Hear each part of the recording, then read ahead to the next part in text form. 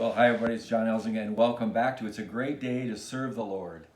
And let me ask you a question. Where is your joy? Have you lost your joy? Has your joy in the Lord kind of dissipated? Has it gone away? Is your day kind of like a same old, and you're kind of like almost bored with it?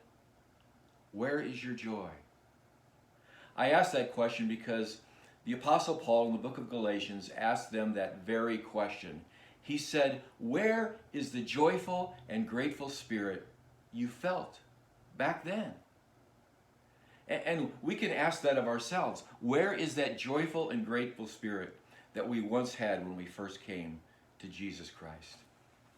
It's an important question because joy is one of the most attractive features in any human being. Those people who are the most joyful, those people who are filled with joy, are some of the most magnetic people I know. And yet, the opposite is also true, isn't it?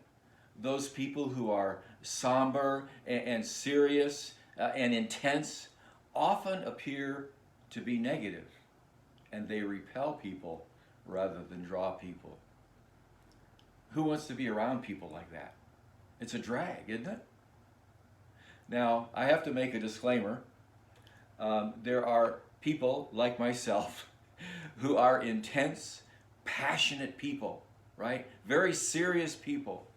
And when we're passionate about something, somehow in the intensity of it, it comes off as negative, as mad even, angry, certainly without joy.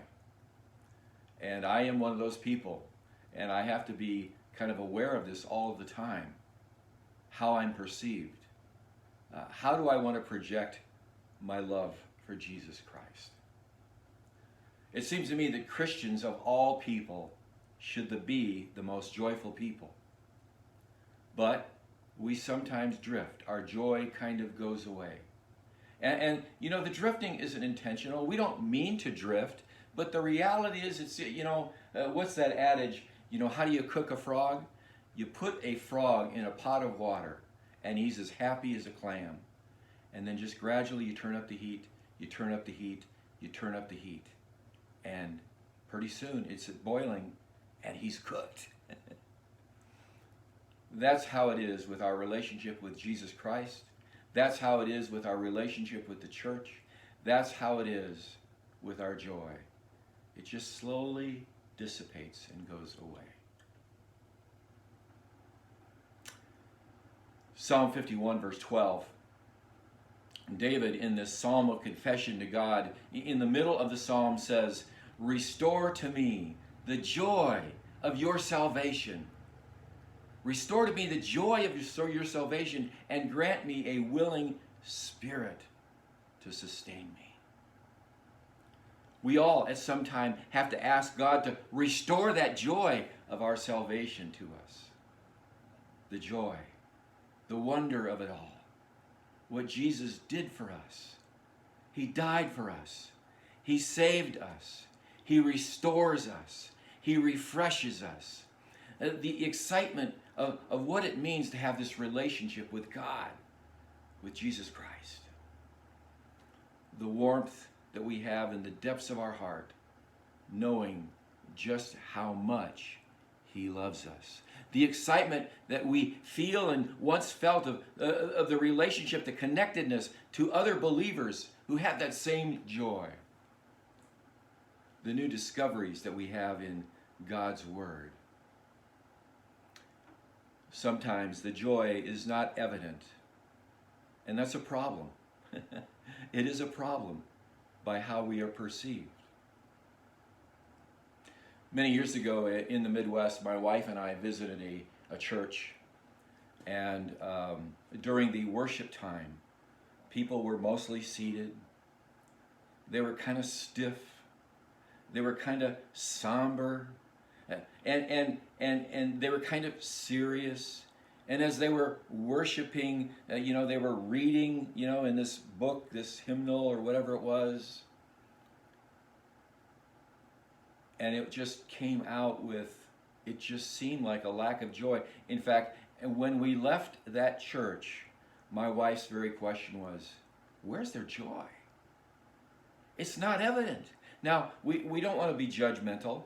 I certainly don't want to be, and we don't know their motive. We don't know their heart. But I'm talking about perception now. And the question remains, where is their joy? You may need a refreshing, a renewal of that joy you once had in Jesus Christ. We may need a revival of our heart. Like that song not long ago, I don't know, 15, 20 years ago. Change my heart, oh God, make it ever true.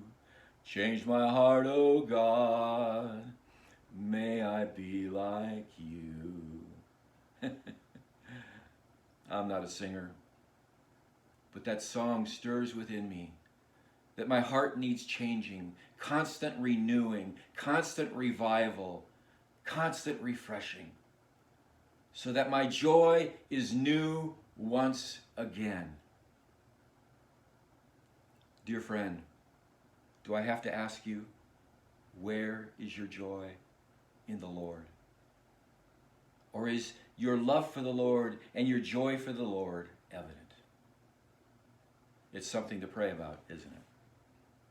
God bless you, and remember, it's a great day to serve the Lord.